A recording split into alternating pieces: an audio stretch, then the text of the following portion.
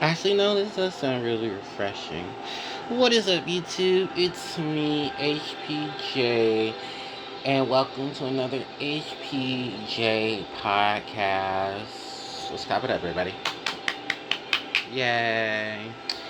I am your host, Harpie Player Joe, and it is, funny enough, it is Monday, June 29th of 2026. It is approximately 9 o'clock p.m. Pacific Standard Time as I am recording this. So I do apologize if this comes out late, but then most people don't watch my content anyway. So it's fine. Anyway, I am only one more episode away from episode 50 of the HPJ podcast, and I cannot wait for episode 50. It's crazy. I've done 50 episodes of my podcast, and I have to say it's very bittersweet, but I think I'll save that for when it's time to do the 50th session. Um, and then more so going into what is to come for later situations or later sessions itself. So it's a thing. What are we talking about on today's session? Well, first off, I have some lovely music in the background. This is Winter Tundra, the home world from Spyro 3, with rain and thunder aesthetics in its background, which is not bad. I love Spyro music. Shout out to Mr. Stuart Copeland, because that man made sure we were eating well when we played Spyro. He gave us sombering music. He gave us happy, upbeat music. He gave us music to just relax to, and he gave us music to put us in a mind perspective and meditate. And it's rare that you get a lot of soundtracks that do that. But yeah, we got some things to talk about today. The first thing I want to talk about, of course, Sonic's 35th anniversary. Because yes, I did celebrate Sonic's 35th anniversary. Um, where do I begin? Because besides well, first off, let's just congratulate everyone who was part of that stream for raising, I think it was $55,000 in total for charity, because it was a charity stream. Because despite all the drama behind it, I didn't realize it was a charity stream. Okay, well, yay, congrats, charity stream. Woo. Y'all did that. And I'm very excited to say that I personally did not watch the stream for many reasons behind the scenes that were not addressed, which I don't mind addressing them. Because I thought it was very just wow factor at how things are being handled behind the scenes. If you don't know exactly what I'm talking about, basically one streamer was removed because that streamer um, it's just a VTuber, and that VTuber says some very derogatory terms about people of different races, very misogynistic things, and some very homophobic things, and very transphobic things as well. So a lot of that had conspired to why they removed said VTuber. Fidel said some things which I was like, oh well, that doesn't shock me. Fidel kind of just pushes me on some of those things he says, and some people are like, no, Fidel would never say that. I'm like, well, there's a nice clip running on Twitter of him saying some things that I'm not going to repeat on my channel, but you can get the gist of it. And I was like, oh well, there's another Sonic streamer I'm not watching, because the only Sonic streamer that I didn't know that was there, unlikely besides unfortunately Fidel, was Izzy. And I completely forgot Izzy had mentioned this, because I hadn't watched too many Izzy streams, and I know she streams. I think in about 30 minutes from now, Izzy should be streaming. So yeah, it was a shock that Izzy. It was a shock to know that Izzy was going to be there. I was happy Izzy was there. But I think I'll say this. I think timing was an issue, and I think because a lot of other things were going on, most content creators were not available. Because a large portion of people I know were heading to too many games in Philadelphia this week. Well, last week. So I think it would be very strenuous to jump from, hey, let's go to LA, and then I gotta get back on another flight because in a couple days I gotta head to Philly. So I can personally understand that. But yeah, it was just definitely not one of my I'm gonna run here type of situations, and I was just like, I want no part of that. So that's ultimately it's just like my whole standing between the drama online and behind the scenes. I was just like, yeah, no, I'm good. Then the 35th anniversary album. Let me talk about that because I have now fully listened to the 35th anniversary album. I guess I'm going to be that Sonic fan and say Sonic the Hedgehog's 35th anniversary is kind of one of the worst ones I've ever experienced since '06. And that should tell you a lot there when the 15th and the 35th anniversary are kind of the letdowns. And here's the thing, it wouldn't be such a letdown if the music for this soundtrack wasn't stuff we've already heard. So let me just put this in perspective. So Sonic Team a few weeks ago announced they're going to do Forever Fast, the 35th anniversary soundtrack for Sonic the Hedgehog. It came out literally 5 days ago. 4 days ago, because most of the stuff that had to be uploaded took literally an entire day to upload. Because there is no digital copy, it is a physical copy. It's a nice little picture of Sonic with the 7 Chaos Emeralds, the 35th anniversary logo, and the word Forever Fast on top of it. So, okay, not too bad. But when you look through the album list, it's 18 songs on disc 1, 4 songs on disc 2. That's it, 22 songs. Some of them are mixes of songs that have already been released. There's maybe 3 songs with Nathan Sharp on there, or as most people know him by, is Nate Wants to Battle. Then there's a whole bunch of just Crush 40, Tomi Otani, stuff from Sonic Frontier, stuff from Team Sonic. Well, there's only one Team Sonic Racing song, but it's like it's like songs from different eras of Sonic's history, but it's all vocal themes. And then it's the Hatsune Miku and Yasuno's mix. There's the Japanese version of Speed Is My Life mix on there, the instrumental version. Then there's Fist Bump. There's Fist Bump. But the new mix of Fist Bump, it, from what I listened to, it doesn't sound too different from the original mix of Fist Bump. But I guess they're like, well, we changed a couple of the tunes. Alright. Live and Learn, Open Your Heart, What I'm Made Of, I Am All of Me, All Hail Shadow, His World, Speak With Your Heart, Endless Possibilities. So, I mean, it was a variety of things on there. But here's my thing. A lot of it just doesn't sound... I'm sorry, it's just... No, I'm not sorry, because I have to be 100% honest with you guys. I think this is kind of one of the worst experiences with a Sonic anniversary I've ever experienced. And mind you, I lived through Forces, I lived through '06.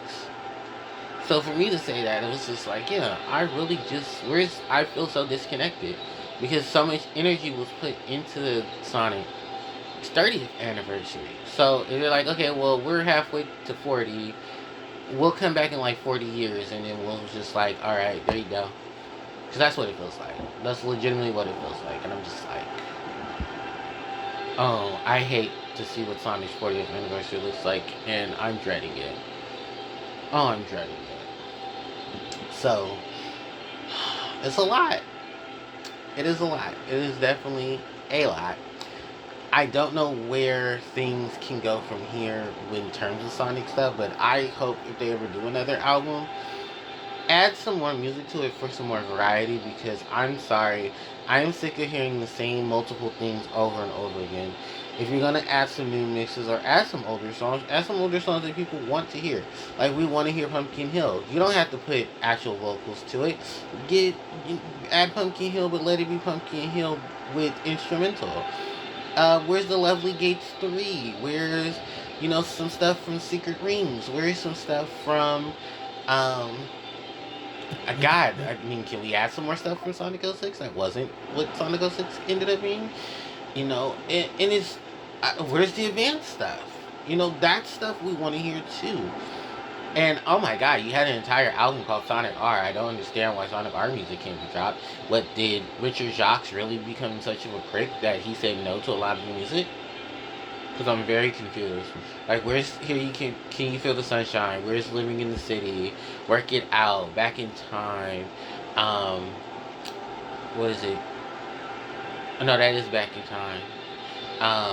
Diamonds in the Sky, You're My Number One, Where's Supersonic Racing? Stuff we want to hear, but I say I digress, but I'm just, putting a band-aid over the leaky faucet. That's going to continue to leak because that band-aid is not waterproof. It is with duct tape, with sticky, no, not even duct tape, it's sticky tape held up with hopes and dreams.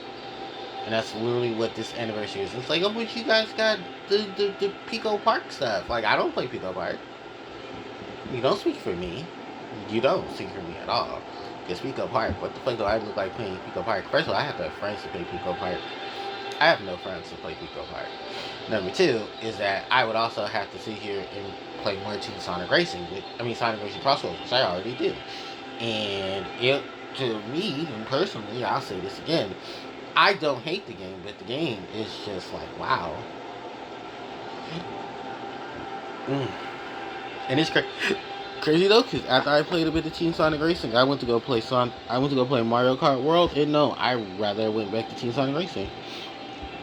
And even then, I don't know, because both of these racing games they're just there for just beauty. There was also announcements of course, Classic Sonic, Alex from Crazy Taxi, and Amigo from Samba de Amigo joining in for Team Sonic Racing. I don't know if they're going to have worlds. We know Classic Sonic doesn't, because it's Classic Sonic. What the hell he needs a level for it. But like the others, there's the controversies going on right now with Alex from Crazy Taxi, because Sega announced that they're going to be using AI for Crazy Taxi, which red flag, it's on the play. And then Samba de Amigo, I would love to see a Sonic Carnival level reimagined from Sonic Riders, because that would have been nice to have included, to like have it station about all the other Sonic franchises in the fucking game, in the fucking world. Like, Sega, do you not understand that you have more than just Sonic as your franchise? He can be your poster child, yes, the equivalent of Mario to Sonic, but there's other franchises. We couldn't put them in. Okay, so yeah, I definitely would like to see more worlds added. I guess we'll just wait to see what season 2 looks like, because there's hopes and dreams, but it's also just like, and I'm just like, and yeah, no, I'm good. Other things. Let's move on from Sonic, because I probably hurt enough Sonic fans' feelings. Yu-Gi-Oh players, I'm here to hurt your feelings next. Chaos Origin is officially out, I think, this weekend. If not, it was out. I know the special events were last week, so I don't know when Chaos Origins is officially coming out. I know people have pulled from it. I know people have opened boxes. Just of those who are doing like stuff for Konami. I'm really not interested in set except for monthly stuff. Everything else pretty much just looks like if you're not building this deck, don't play. So, alright. I don't care about Pot of Sloth, because it does not seem like a... God, it's crazy though, because we got a brand new pop card and it's just like, oh, okay. Moving on. And then, the stuff for Dark Magician and them, that's cute. Milk the Tea. I want to know what this Immortal Phoenix set is supposed to look like, because apparently in the OCG, there was an announcement for the next core set to be called Immortal Phoenix. And I definitely want to know who's going to be on that Immortal Phoenix. Are we going to see support for the Winged Dragon of Ra?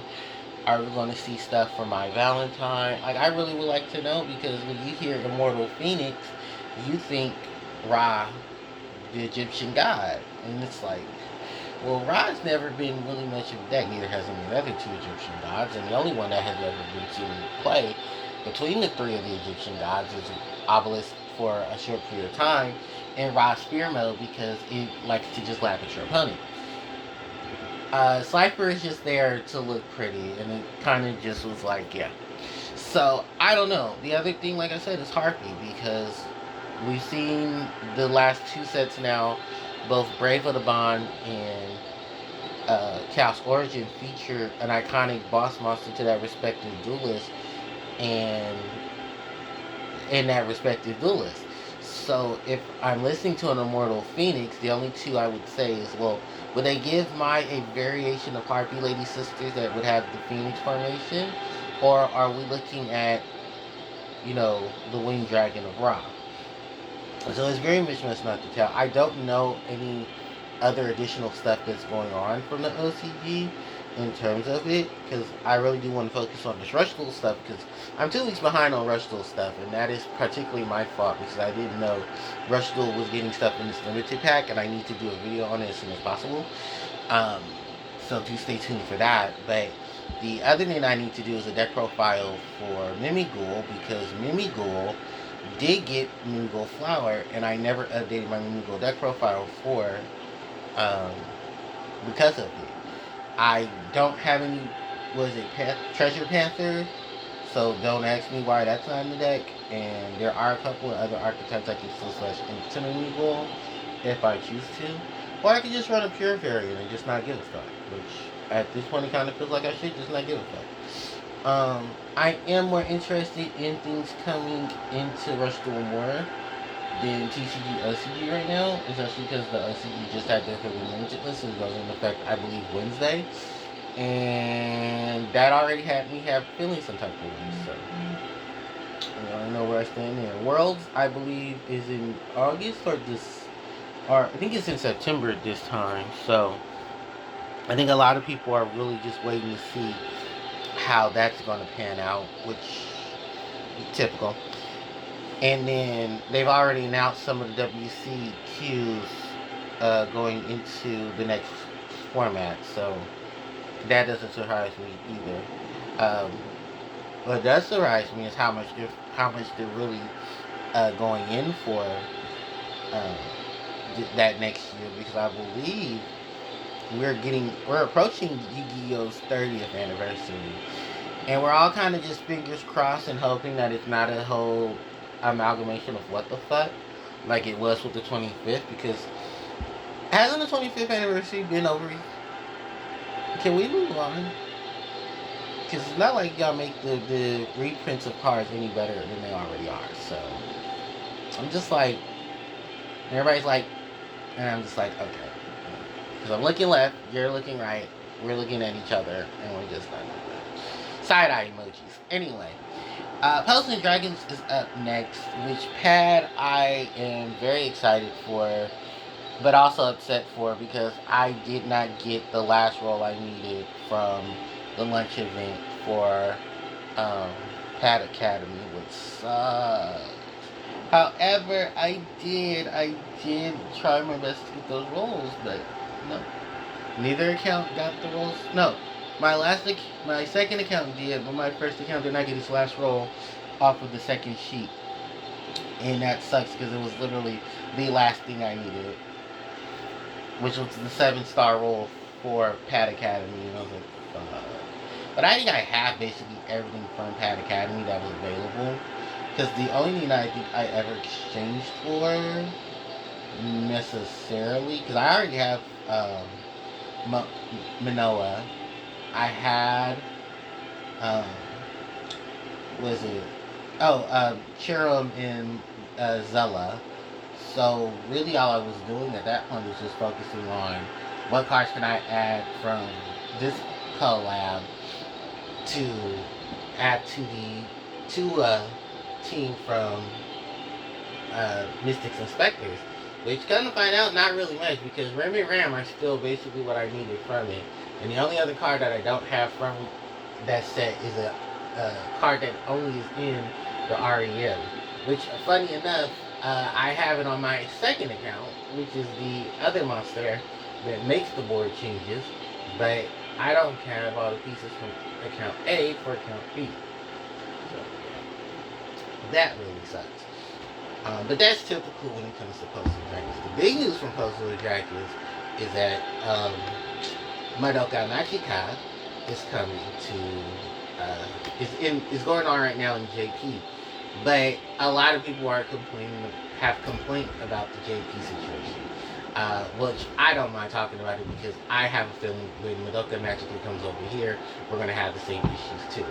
So if anyone doesn't know, Parallel World Madoka Magica, or no, Magi Magician. No, what the fuck is Madoka? Oh, I think it's Parallela Madoka Magica. That's the proper name for it in Japan, but most of us just call it Madoka Magica. It's an anime about magical girls who are chosen to become magical girls and keep the circle of life together. It's a very different magical girl anime, if you will. It's basically like if Sailor Moon got darker. And remember, Sailor Moon did get dark, but it didn't get dark like Madoka Magica gets dark. Because the main character herself, Madoka, doesn't necessarily want to become a magical girl at first. Then when she becomes the magical girl, she then becomes the Great Circle of Life. But then her friend Homura gets a little too possessive, and then she wants Madoka to herself. So she becomes a witch, and then she loses her mind, and then she wants Madoka to herself. And she doesn't want anyone else to have Madoka to themselves but her. So you kind of get where it gets a little crazy. And it's just a lot of revelations and stuff. I believe at the tail end of one of the movies, or I think the next movie is going to be based off of the results of what Homura did in the last movie, where I guess she won because she got Madoka to herself. But Saika and them also have their memories of Homura, and they're like, bitch, if you don't let us out, we gonna fuck you up. And she like, bitch, just square up. And I'm just like, oh, okay. And it was like also like some side series of some other magical girls associated with Madoka Magica as well. It's like a bigger universe to it. But I'm just like also like I didn't know my magical girls could get this dark, and then they did. And then, you know, magical girls are not always cutesy and fancy. Sometimes these magical girls love throwing hands. And hey, that's what you have to do. Also to note is that I am getting a lot of discourse from a lot of anime fans who they scream, you know, they talk all of this stuff about, you know, anime, but they never talk about Sailor Moon, because Sailor Moon was the pinnacle of magical girl anime. Like, she put magical girl anime on the spot. And it's crazy because everybody talks about all the big three. And I'm like, so what do we talk about Sailor Moon? And then people are like, well, we don't talk about Sailor Moon because she's not the big three that we talk about right now. I'm like, well, let's see. She's the only female running magical girl anime that people know worldwide, besides Madoka. Most of the magical girl animes that do run around the world, most of you guys shun away because if it's not big titty lady, then you don't give a shit about them. And then Goku, because that's all we ever hear is Goku. And I'm like, listen, Sailor Moon can snap out Goku in one shot. Don't even try her. Because if you thought Homer was badass, give Sailor Moon her let Sailor Moon go off once. And that's it. And they're not ready for that conversation. Because, yes, Sailor Moon can be Goku.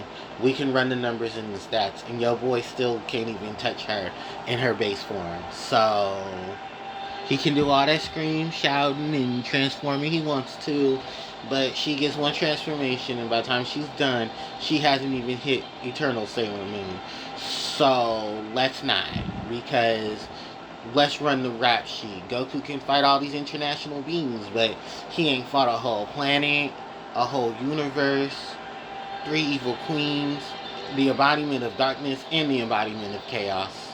So, let's not talk about running numbers, because then some of y'all ain't ready for that life. So, that's the discourse there. Then we have a couple of other things that were also needing to be talked about, because Digimon, I'm just leaving that alone. I'm not talking about that. There's like some other stuff. Cause now we're like already 25 minutes in, so we can talk about the social media stuff going on. YouTube, for whatever reason, has now removed likes and dislikes. Like, you can't see them in the YouTube studio. I'm gonna take a picture of it and post it on my channel community page to show you guys exactly what's going on behind the scenes. But we're going behind the scenes. Normally, I would be able to see my likes and dislikes. YouTube has now removed likes and dislikes from the YouTube studio. So the only way you'll know if your videos are getting likes and stuff, I guess now it's just all about views. So the more people watch your stuff, the more positive things come. But it's also like, well, I never removed the likes or well, I would have removed the likes and dislikes being shown. Personally, that's just for me. Let the curators see the stuff behind the scenes, and then we figure those things out. We learn from seeing it. So, which is also crazy too, because it hurts us smaller content creators than it does bigger content creators. And I hate when people say, "Oh, I'm just a small creator." When you've hit 1,000 subscribers, you have you get more told in things than we, who are still not even hit 500. So let's not even like talk about that. Or let's talk about that, because it's still something that gets brought up. Is that just because some of us are content creators on YouTube, a lot of us get the short end of the stick, period, point blank. Then it was the issues of things that we don't get told because all the bigger guys get told first. Then it's the whole wave of things that do occur on YouTube or on Twitch or on social media. So when you're not part of that exclusive group of people that know things, or you're not hitting marks that they would consider being good things, guess what? Some of us are still here on the bottom trying to make things better. And is it crazy? Yes. Is it stuff we deal with? Yes. Is there anything we can do about it? We can try, but honestly, what's going to be the point? So at a point, I had to just throw my hands up and said, fuck it. And it's just what it is, you know. If I get my number, I get my number. If I don't, I don't. I don't expect me to hit 1,000 by the time I hit my 20th anniversary, which is crazy because some people are like, damn, you've been doing this for almost 20 years? Yeah. Longer story, but alright. So yeah, that's kind of that breaking point there. And then, there's some dating app situations, but I don't know if Nico is making any content yet about it. I think it'd be better for Nico to talk about it. Nico's aesthetics, if you want me to be more precise. I don't know if he's done any information yet on it. I'm pretty sure he's had, or someone's asked him. But long story short, there's this new dating app in the community of the gays called Goose. And it's being ran apparently by an OF creator or a OF star that has been known for being very, very racist, very exclusive to the YT community, and some other things that have basically been addressed over time. So a lot of people have been very vocal about this application so far, and even one idiotic person decided to say, well, I'm getting all my stuff from here. I don't understand why you guys are. Because you're a YT creator who spreads his legs and home for everyone else to see. So of course they're going to want to see, because they all want to know what it feels like. Ran through. Anyway, so yeah, that was just a little bit of that. Also, Pride Month is ending in less than a day. I did not go to Pride San Francisco because I have never been to a Pride celebration. There are Pride celebrations in Oakland. I just have not ever gone. A friend of mine has asked me to come, but I chicken out at conventions. I don't like big crowded events. That's also another reason why. Hold on one second, because I am dealing with the facial stuff right now. I got a big old zit on my nose, and I'm trying to dry this bitch out so I can pop this bitch. And when I pop this bitch, it's gonna feel so good, but it's gonna hurt so bad, because I know for a fact I am gonna have to get a band-aid and put it on there to stop it from bleeding, because this bitch is ready to pop, and I cannot wait for it to pop, because when it pops, I am going to pop it. Yes. What other things were addressed over this week? Oh, the BET Awards. Something I never thought I'd bring up on my channel. The BET Awards happened over the weekend. The BET Awards have been a thing for, I think, oh my goodness, how long have the BET Awards been a thing? I think since I was in elementary school, middle school was the BET Awards. Literally just an awards ceremony for black entertainment television. You know, everything that BET originally stand for.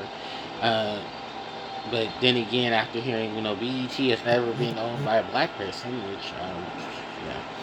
Okay, that makes sense. And then on top of it now, I believe Tyler Perry has his hands on both VH1, BET, and some other conglomerates. So I'm like, oh, okay, that's nice. But it really doesn't change too much. I don't watch the BET Awards. I haven't watched the BET Awards since 2008.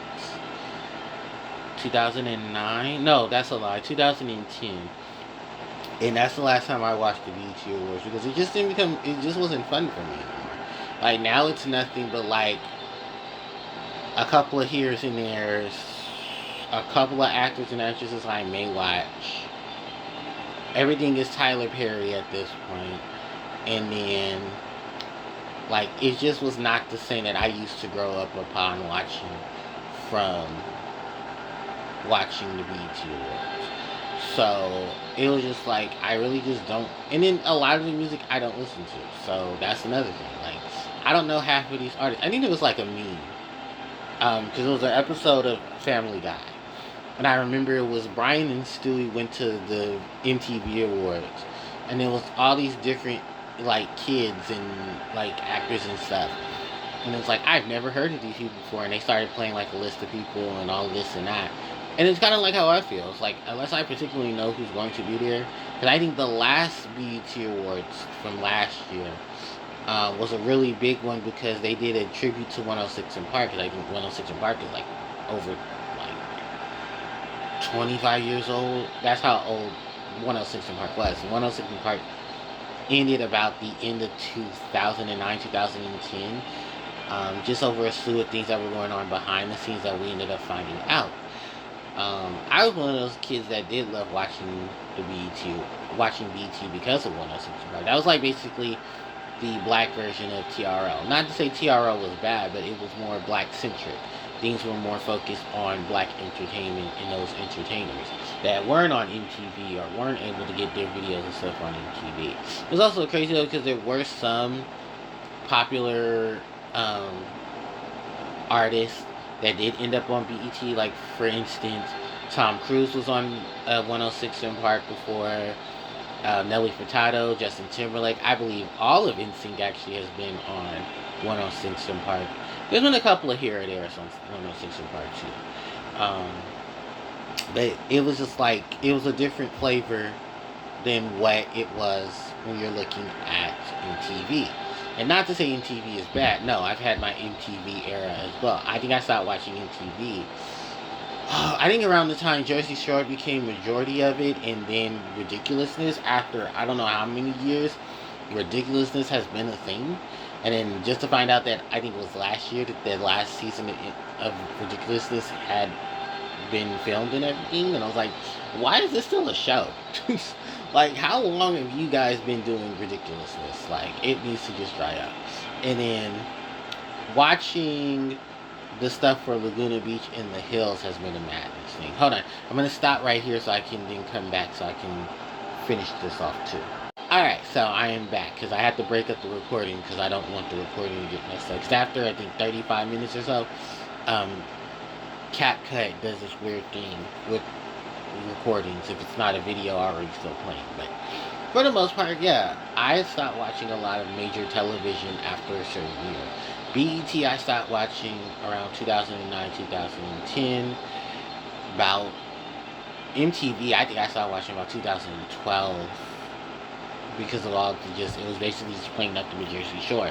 Not to say that I didn't like Jersey Shore, because of course I was one of the multiple peoples. But I think Chelsea Handler said it was like, wow, you guys are really sitting here and we got, because she was at the MTV Awards one year. I think it was 2011, 2012. And she called it out. She was like, you guys are laughing and joking about Jersey Shore, but these guys' show is the reason why your videos don't get played. And she wasn't lying. Because at that point in time, no one was really watching MTV for music videos.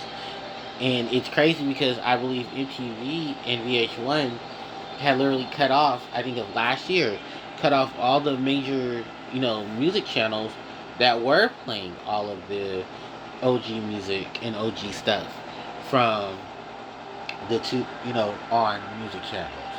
So if you have anything to say, I mean, just be happy that Jersey Shore is on its last season, because if it wasn't, reality TV has literally just taken over a good portion of it. So now that most of these shows are wrapping up, they're like, yeah, we're not getting the same revenue and stuff that we were before. And it's like, of course you're not. Because this isn't hot stuff anymore. Like, anybody can pick up, if people can do like they do with Zeus Network, anybody can do what they can with stuff like Love and Hip Hop, Jersey Shore, The Real World. I mean, it's crazy though, because if you think about stuff like that, The Real World really did start a lot of this. And then it went into stuff like VH1's The Surreal Life, where The Surreal Life basically was like, hey, let's take all these people who were known famously from back in the day and then give them a show and have them all live in the same house. So they did try to do a revamp of The Surreal Life. I think like Tamar Braxton, Augustine, and some like other celebrities were all together and they were doing that. And it's crazy though, because remember, I think it was the third season of Surreal Life featured Flavor Flav and Brigitte Nielsen. Brigitte and Flav ended up getting their own spin-off, and then he got his series, Flavor of Love, because of him being him basically like, I want to look for love. He did eventually find love, because he didn't end up with any of the girls that he was with during Flavor of Love. Like, all three girls he was with, no, they were with Flav for a period of time, and then they're like moved on, broke up. He had like 3 seasons of the show. I remember this. He had 3 seasons of the show, and then New York got her own series. It was I Love New York. She had 2 series. She had 2 seasons of that, and then Chance and Real, who were stars from her show, they ended up getting their own series called Real Chance of Love. And unfortunately, Real died a couple of years back due to cancer. Real and Chance were brothers that appeared on I Love New York. Real was number 3 in the run, and Chance was runner-up. And she didn't find love the first season. She found love the second season, but her and Taylor May, who won season 2, didn't work out. For a lot of people who don't know that. And the reason why a lot of people don't know that is because, well, a lot of us millennials know this. A lot of us millennials lived through it. So, reality TV during the 2000s. God, we lived and breathed it. And the crazy thing about it was that she even said it herself in interviews. They asked her about Taylor May and her relationship with Taylor May, and she was like, she loved him, he loved her, but their lifestyles were just part of the reason why they couldn't stay together. I believe in an interview she said he was working all the time, and it did make her lonely. Like, she wanted him to be there, but he had such a long schedule. He has a child. I think the child is like 20 years old now, because that girl was like 10 or 11 when at that time, and then I think by now she should be like in her 20s.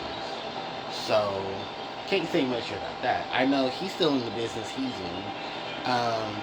David, or as we know him now, was on the show. I forget what David's name was from I Love New York, but he married Jennifer Hudson and they got divorced. David Totunga, yeah, he dated New York, and then after he left her show, he started wrestling on WWE, and then he met Jennifer Hudson, and then they got married. They have kids together, and then they got divorced, and then they have joint custody of their kids. But from what Jennifer says, she's random to New York. Like, she has no beef with New York. New York has no beef with Jennifer Hudson. She just was like, I don't know why everybody makes it so awkward. It was like, that's his ex. Yes, I know, but me and her are two totally different women that dated the same man. It happened. You know, they tried to make beef where there was no beef. And both of them were like, I don't have any beef with her. I respect her more than I would have beef with her, which is amazing. Thank you for not falling into that bullshit. And it's crazy now to think it, because both of Jennifer Hudson's kids are teenagers. Isn't that crazy? They are teenage boys. I think her son is her oldest is 16, 17. Her youngest is like 14, 13, 14. Like, she got 3 kids. I know she adopted her nephew. Or her mama adopted her nephew, the one that his mama and her brother got killed by the cousin while she was on American Idol. Or no, after American Idol. It was a lot of stuff going on in J Hud's family. It's crazy.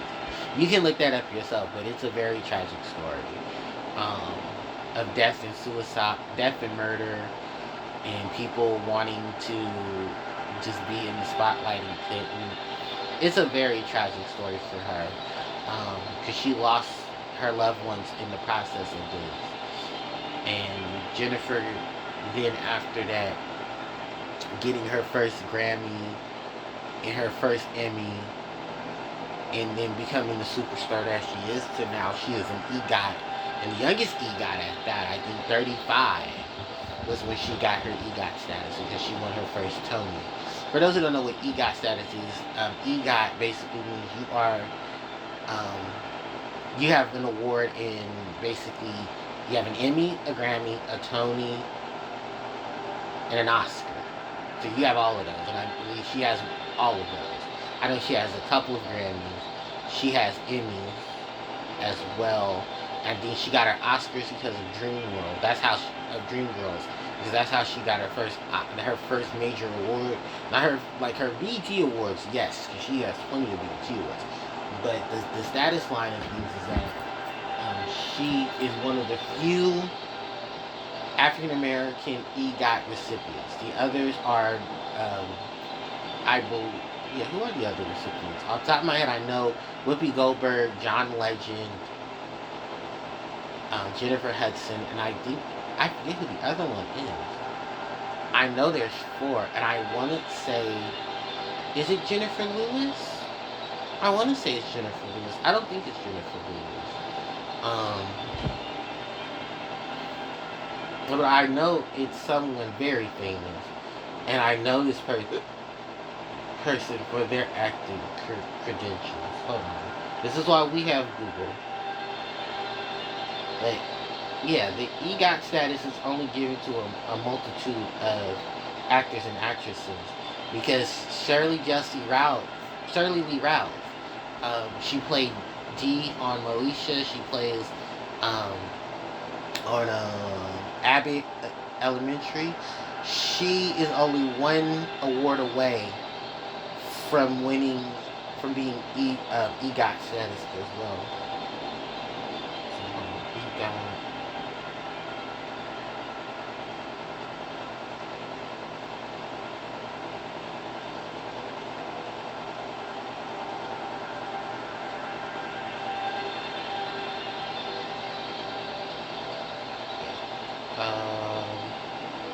Okay, Viola Davis, Quincy Jones, John Legend, Jennifer. Okay, so that's who I thought it was. I knew it was somebody I remembered.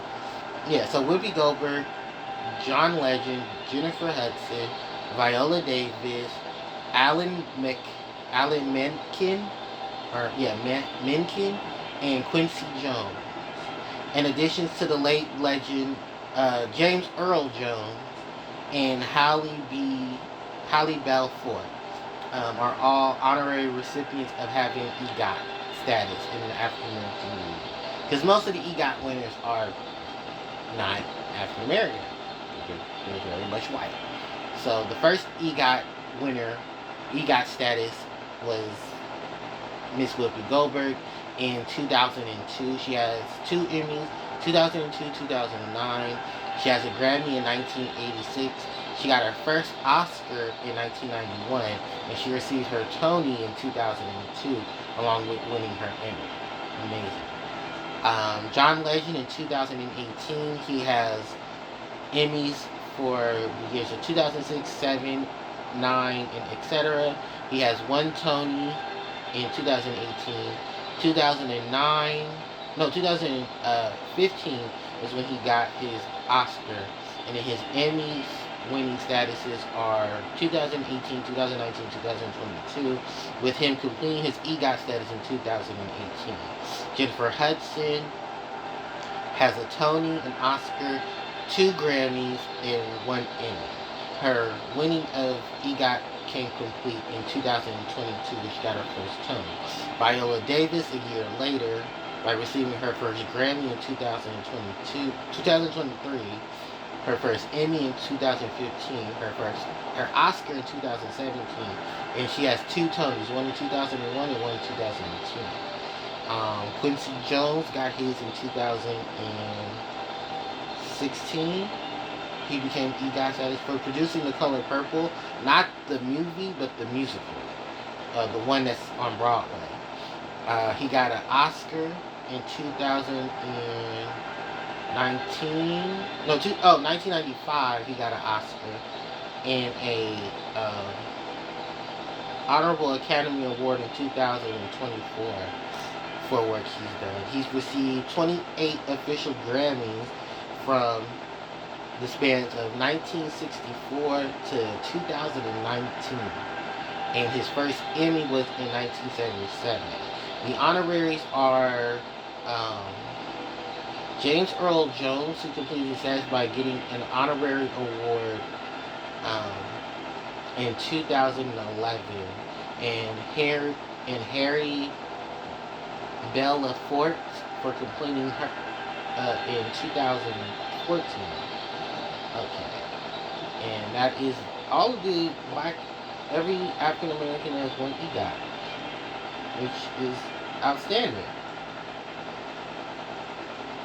It is. And they're, but they have honoraries. Okay, that's why James Earl Jones and Henry Belafonte have theirs. Is because of their contributions, but have honorary status from the Oscars, which I mean still should qualify though. Alright.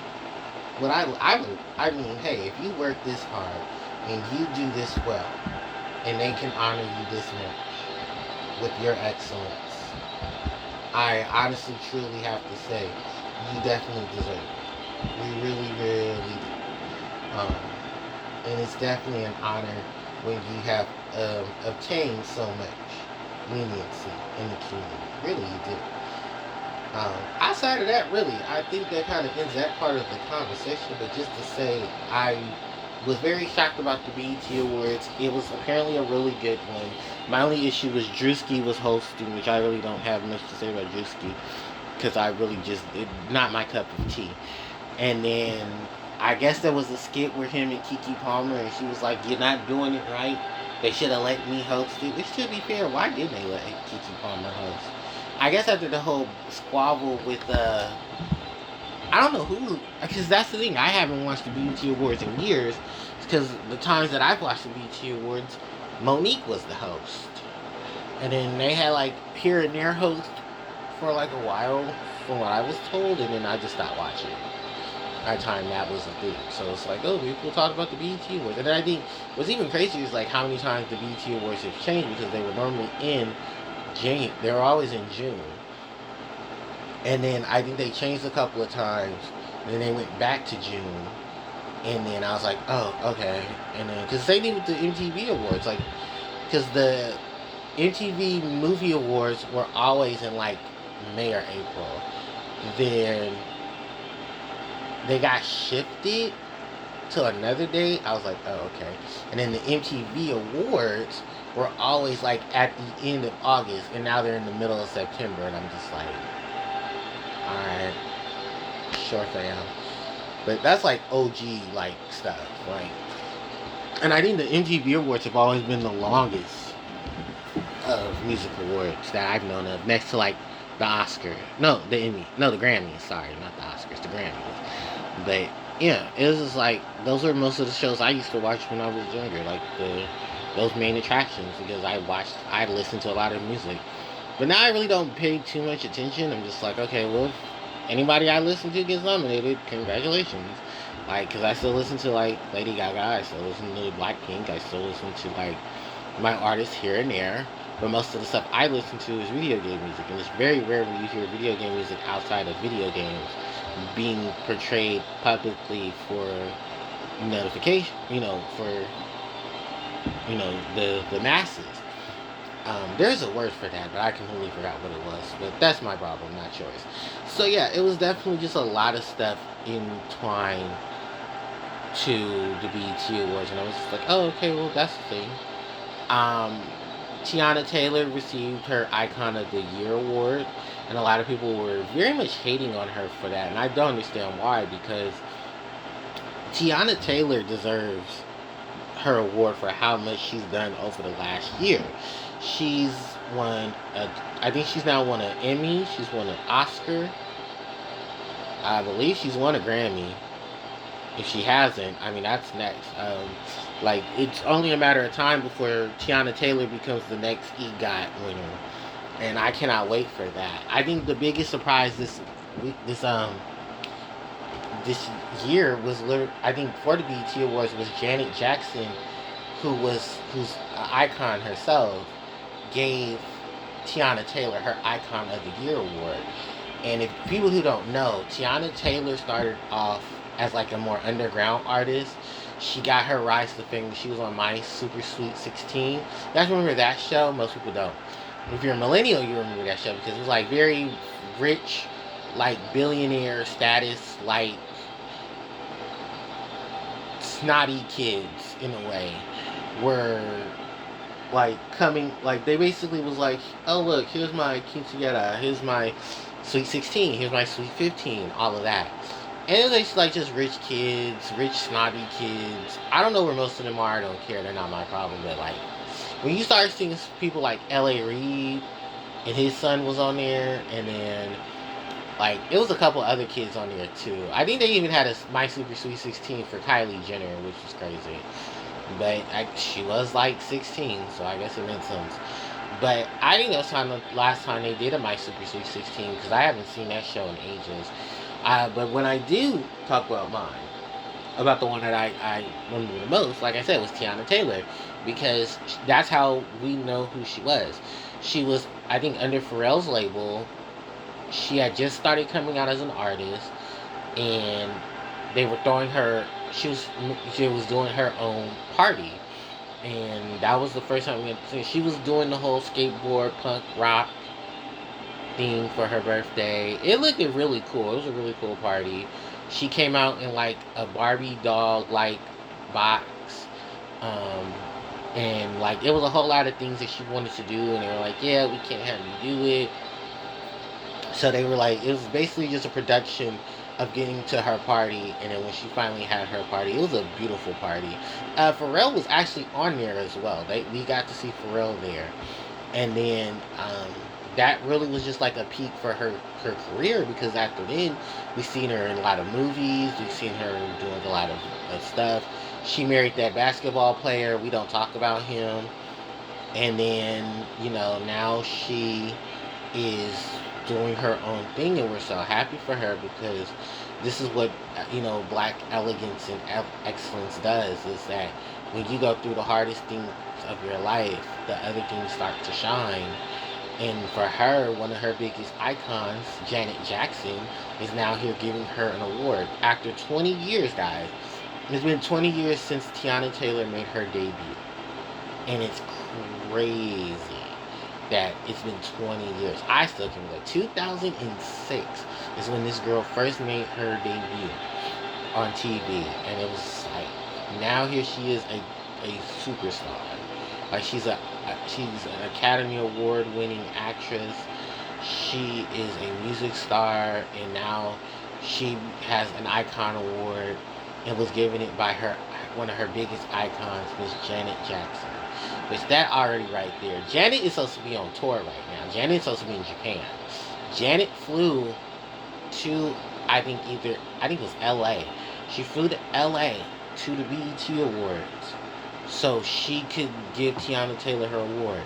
And let's also talk about that outfit Miss Janet Jackson was. Miss Jackson, if you're nasty, was wearing a very nice ensemble and was rocking a Tupac shirt on top of that, which statements, because Tupac was one of her biggest people, and she was very hurt when Tupac died. And Tupac and her were really close. Like, they used to write letters and stuff. Not like Jada, which we're not talking about that. But it was just like, oh, okay, poetic justice, Janet. Okay, Miss Jackson. It was very sweet tribute to him, and it was a very just touching moment between Janet and Tiana. It's all over the internet. She walked out with that walk. Janet, Miss Jackson, icon herself. And she walked out. They had it was a beautiful moment. Because nobody thought Janet was coming. I think a lot of people were still shocked Janet was at the BET Awards. So, because she's so, like I said, she's supposed to be on tour. She's supposed to be in Japan right now. She's supposed to be on a world tour. And she came all the way out of her world tour to come see Tiana. Because I think she's a huge fan of Tiana Taylor. So for a mega star like Janet Jackson to stop her tour to come see you, just iconic. It really is. So, I'm pretty sure I can never understand the emotions I was going through Tiana. But, baby, meeting your icon is just legendary. Like someone you've looked up to for years, right there, praising you for your talent, that is inspired by their talent. Just amazing. Yeah, that was like pretty much a good highlight of my weekend. I really didn't do much this weekend. I made a couple of decks, I made a couple of smiles, and then that was about it. This little heat wave we got so far is about to cool down and then start back up by next week, so that's nice. I don't have too many major plans coming up for the week. Just the Mimighoul deck profile, and then that's about it. I guess do a refresher. You probably won't see a Harpie deck profile from the Rush Duel till I get Refinato as soon as possible. Refinato is not going to be hard to get. And she's real cheap now, so. It's just the taxes and stuff, guys. That's the real issue with getting stuff from Rush Duel. It's like, my total, after looking at it earlier, was like $80, $85 to transfer maybe 20 cards from the OCG to TCG. Yeah, probably even a little less than that. But a lot of them are hollows, because unlike Rush Duel and stuff, Duel Links, these are real cards, and people have to actually pull them, and then people still need to make a profit off of pulling them. So, that's the thing. I don't really have any major updates and stuff. Oh, yes I do, because I do still have to do the limited edition pack from Rush Duel. I need to do that video, and then I need to do a video for... I haven't done a Puzzle and Dragons video in a while, so maybe I might pop one of those, but I don't know. People say they don't like my Puzzle and Dragons. Well, according to the reviews and stuff, people don't like watching my Puzzle and Dragons videos as much as they like watching my Digimon or my Yu-Gi-Oh content. And then no one watches my own podcast, so that's the thing. But yeah, I'm gonna go ahead and end this video because it's almost 10 o'clock and I have to pee. So thank you guys so much for listening in on today's podcast. The next podcast will be for January. For July, I want to say the 5th or the 6th. So that's after Independence Day. So that's after the 4th. The fourth, I believe, is on Saturday, so probably Monday the 6th, and I'll be my first one. So thank you guys so much for watching. I really hope you guys enjoyed it. It's been a definitely long one. I have just my other things to do, and I'm really just gonna enjoy the rest of my night. Thank you guys so much for listening in. If you guys have any questions and stuff, you can leave that in the comment section. Don't forget to like, comment, share, and subscribe to the channel because it helps out tremendously. And I'll catch you lovely people next time. HPJ is signing out. Take care and bye-bye.